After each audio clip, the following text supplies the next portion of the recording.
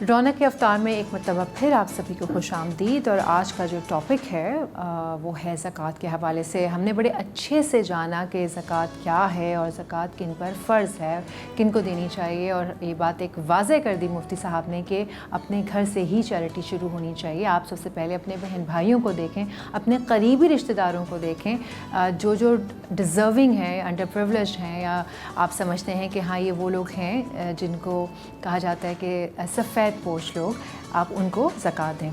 मुफ्ती साहब, मेरा सवाल ये है, मैं ना आज अपने सारे सवाल ऐसे एज अ लेमैन कर रही हूँ कि जैसे जो इस वक्त हमारे व्यूअर्स देख रहे हैं, ये बड़े आम और सादा से सवाल हैं, लेकिन सबके जहनों में ये सवाल होते हैं। आपने बताया जी ज़कात ये है और घर से आप ज़कात शुरू कर दें।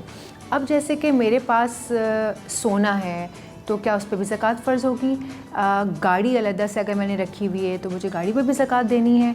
या मेरे पास घर में कैश पैसा रखा हुआ है, तो प्लॉट है मेरे पास, तो जो मुख्तलिफ़ चीज़ें मेरी प्रॉपर्टी का पार्ट हैं, मुझे एक एक चीज़ पर ज़कात देनी होगी? क्या वाजिब हो जाएगी मुझ पर? ये ज़रा डिटेल में एक्सप्लेन कीजिएगा प्लीज़। बहुत अच्छा सवाल आपका। देखिए, ज़कात 4 चीज़ों पर है, गौर से समझिएगा। सोना, चांदी, नकदी पैसे करेंसी और माल तिजारत। ठीक है, सोना 7.5 तोला सोना। अगर आपके पास 2 तोला सोना है, 3 तोला सोना है, 3.5, 4, 5 तोला सोना है, और आपके पास ना चांदी है, ना करेंसी है, और ना आपके पास माल तिजारत है, तो आप पे ज़कात नहीं, जहन में रखिए।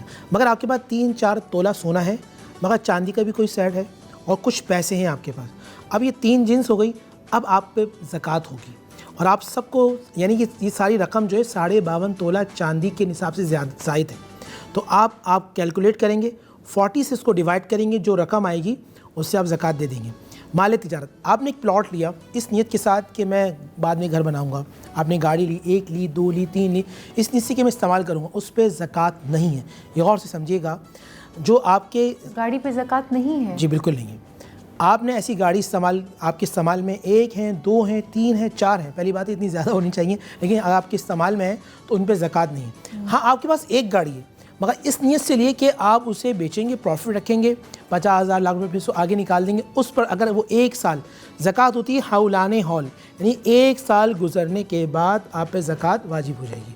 अगर गाड़ी आप नीयत बेचने की नीयत से रखते हैं, 1 साल गुजर गया तो जो उसकी मार्केट वैल्यू होगी उसके मुताबिक आप ज़कात देंगे। और अगर वो पर्सनल यूज़ के लिए रखी गई है, जैसे हम घरों में अपनी फैमिली के लिए रखते हैं, अपने पर्सनल यूज़ के लिए रखते हैं, तो उस पर ज़कात नहीं है। जिस मकान में आप रहते हैं उस पर ज़कात नहीं है।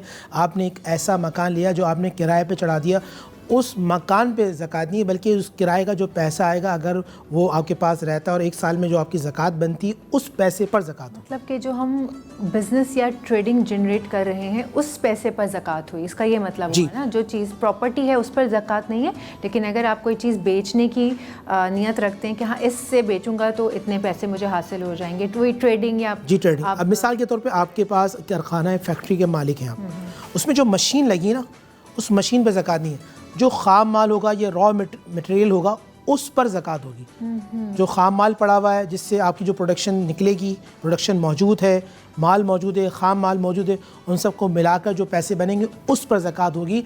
ना फैक्ट्री की ज़मीन पे ज़कात होगी, ना फैक्ट्री की जो मशीन है, टूल, उस पर ज़कात होगी। तो जो ख़ाम माल पड़ा हुआ है और जब वो माल बन के हम उसको बेच देंगे, तो फिर वो जो बेचे हुए माल से जो पैसे हमारे पास आएंगे फिर उस पर भी ज़कात वाजिब होगी ना।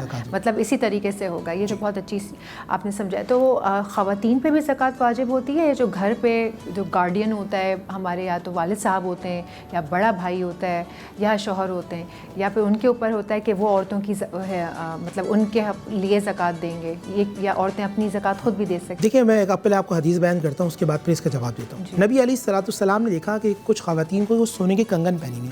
अल्लाह के नबी सल्लल्लाहु अलैहि वसल्लम ने फरमाया, क्या तुमने इनकी ज़कात दी? फरमाया नहीं। फरमाया, कल क़यामत की दिन अगर तुमने ज़कात नहीं दी तो अल्लाह तुम्हें आग के कंगन पहनाएगा। उस पर वो ख़वातीन ने ज़कात अदा की। अगर ख़ातून के अपनी यानी कि मलकियत है तो वो ज़कात दे। अच्छा, वो घर में खातून खाना है, वो जॉब नहीं करती, तो फिर वो शौहर से कहें, शौहर उनकी ज़कात निकाल दे, लेकिन ज़कात निकालनी होगी।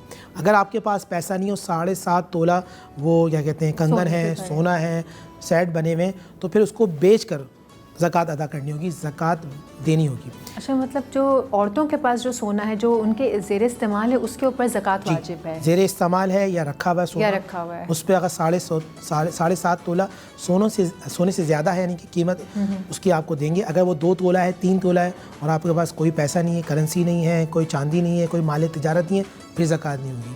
اگر آپ کے پاس پیسے پڑے ہوئے ہیں, سونے کا سیٹ پڑا ہوا ہے, چاندی پڑی ہوئی ہے, پھر آپ کو زکوٰۃ ہوگی. اچھا, آپ نے بہت اچھی بات سمجھائی. اچھا, ایک چیز اور بھی خواتین یہ بھی کرتی ہیں کہ کچھ کو سونے کا سیٹ لیا, اس کو کہہ دیا بھی یہ میری بچی کے لیے. جی, ایسا کرتی ہیں. اچھا, اب اس میں یہ ذہن میں رکھیے گا, اس میں مسئلہ یہ ہے کہ اگر آپ نے بچی کے لیے اس کو وقف کر دیا تو وہ خود آپ زیر استعمال نہیں کر سکتی. اگر بچی نابالغ ہے تو بلوغت کے بعد زکوٰۃ دینی ہوگی, اگر بالغ ہے تو پھر زکوٰۃ ادا کرنی ہوگی. آپ نے بہت ہی اچھا اور ڈیٹیل میں سمجھایا, اور مجھے یقین ہے کہ جو ہمارے ویورز ہیں ان کے بھی یہ سارے کانسیپٹس کافی کلیئر ہو چکے ہوں گے. وقت ہوا جاتا ہے ایک چھوٹے سے بریک کا. بریک لیتے ہیں, بریک کے بعد حاضر ہوتا ہے.